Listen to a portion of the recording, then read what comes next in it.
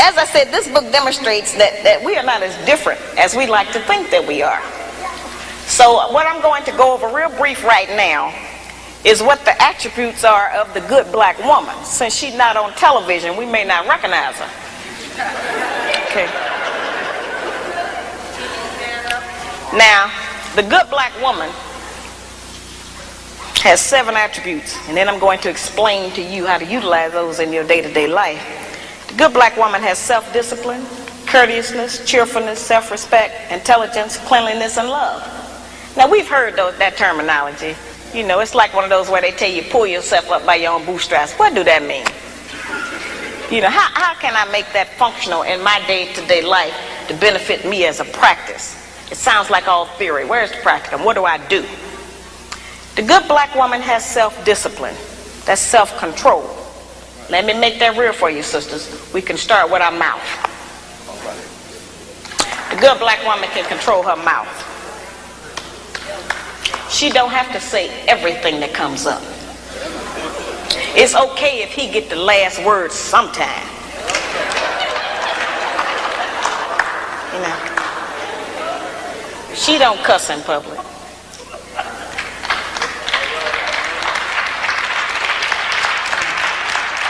And she works on not cussing in private. She don't tear a man down with her mouth because they can't out-argue us.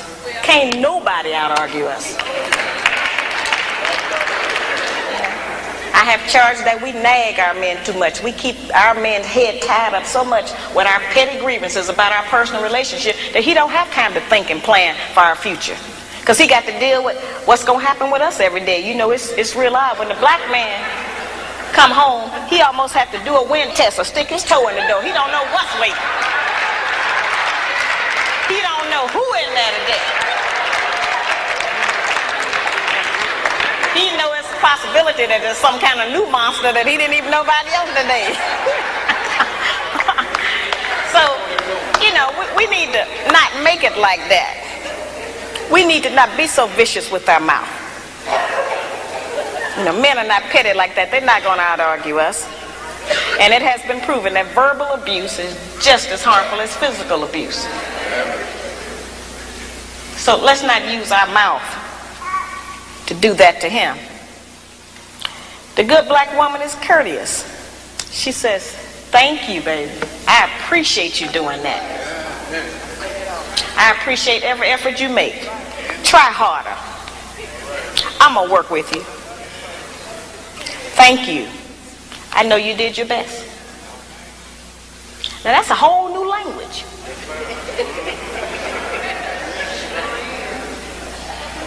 But just to say that during the course of the day, every day, with the man that you're trying to be with or want to be with, will make our life easier. We can't get it if we don't give it. We keep wanting them to give us and do something for us that we refuse to do and give to them. It don't work like that. The good black woman has self-respect. She don't have to go out naked just to get the attention of a man.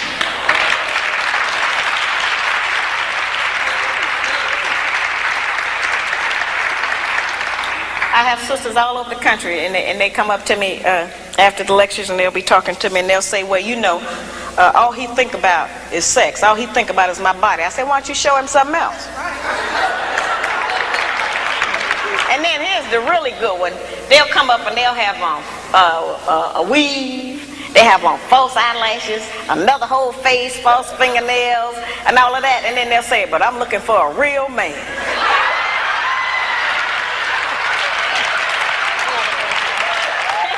It's real deep. I say, why?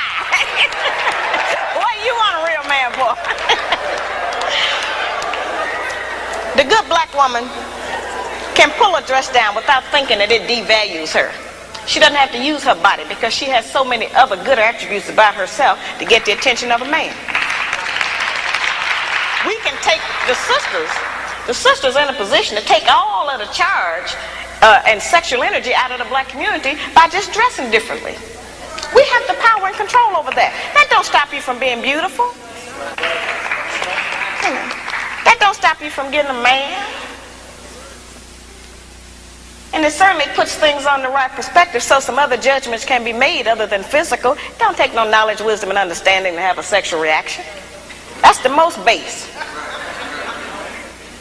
We spend less time doing that than anything else we do.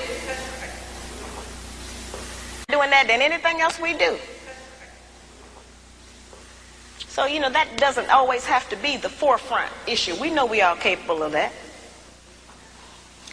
The good black woman has intelligence, meaning that she knows how to behave properly in the streets. She's not in the wrong place. Some of our women don't know what else to do other than go to the bar. They need some activities. Some of our women thinking that staying home on the weekend is some kind of sin.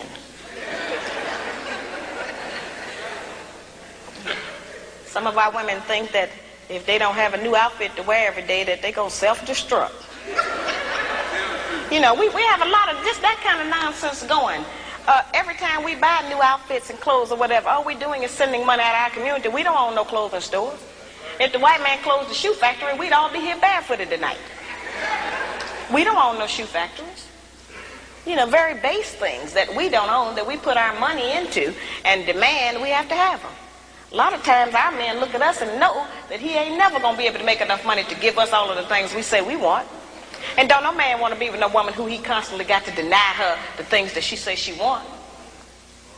That represents failure to him, to have to always, you know, not be able to provide us with what we ask for. One of the ways we can do that is to start being satisfied with less. You know, the good black woman is clean. Now that's a hard one. The good black woman try to keep the house clean. Good black woman is clean by her own body. You know, a lot of those things we kind of take for granted, but all of our people don't know about that. There are people who are angry with me because I even describe the fact that some of us as sisters don't have the proper personal hygiene, as if that don't exist. We have too much falsehood and pretense going about our condition. Everybody that's dressed up ain't clean. You know, that's just the truth. We have to look at our condition in the light of truth. Stop reacting emotionally and pretending that just because we don't want to deal. One of the most difficult things that I deal with out here is trying to teach our people the difference between an actual fact and an opinion. Our people think that they can accept or reject truth based on how they feel about it. Your feelings don't change the truth. The truth is just going to be there. You can feel any kind of way you want to feel about it. Those kind of emotions have kept us from growing. Because anything we don't like, we just reject that and say, well, I don't believe that. That don't mean that it's not the truth. It just makes you a disbeliever. The good black woman practices non-possessive loving. Now, y'all know that's a hard one. Now, envy is wanting what someone else has. And jealousy, of course, is just selfishness. Non-possessive loving is not an easy one for us to practice. And, of course, I have a lot of sisters and some brothers who are in disagreement with me saying that. But the actual fact is that our men are outnumbered about 5 to 1. And nature is going to require that the men take responsibility for more than one woman and her children. Most of our men have children by more than one woman anyway. So I don't know why that was such a surprise, allegedly, when I said that. The black man has not been waiting on me to tell him he could have more than one woman. You know, I'm in agreement with the rest of y'all. I don't think he should do that, but I feel like you did. There are some things perhaps about the nature of our man that we have been given some definitions about that are not true. There are some things he can do that we call him a dog. We do not have the same capabilities as a man. I am not talking about fornication and adultery. That's something else. I'm talking about actual responsibility of fatherhood and husbandhood of another family. That's quite different from fornication and adultery. We don't have the same capabilities of them.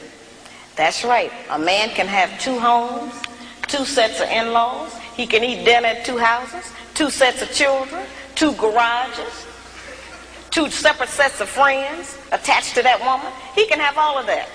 We can't do that. We can't cook dinner at 2 houses. We can't sleep with one man 4 nights a week and another one 3. Ain't no man gonna agree with that. We can't have one set of children we leave in one place and go and stay in another place and take care of another set. It doesn't work for us. Now that does not mean that we can't have sex with more than one man. That's not what I'm talking about. I'm talking about just taking responsibility for your children.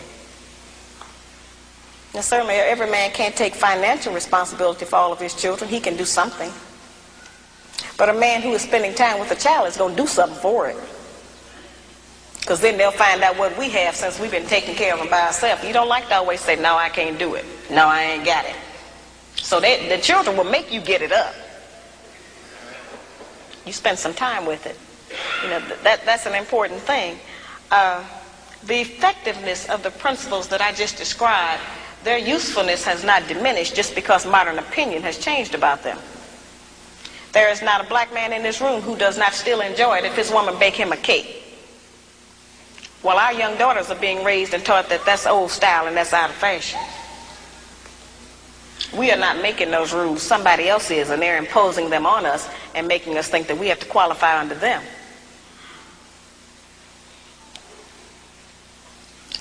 I tell the brothers, just like I tell the sisters, if you have a woman that you've been working with for months or years, and you can't get that woman to get in agreement with your program, then get rid of her and get another one.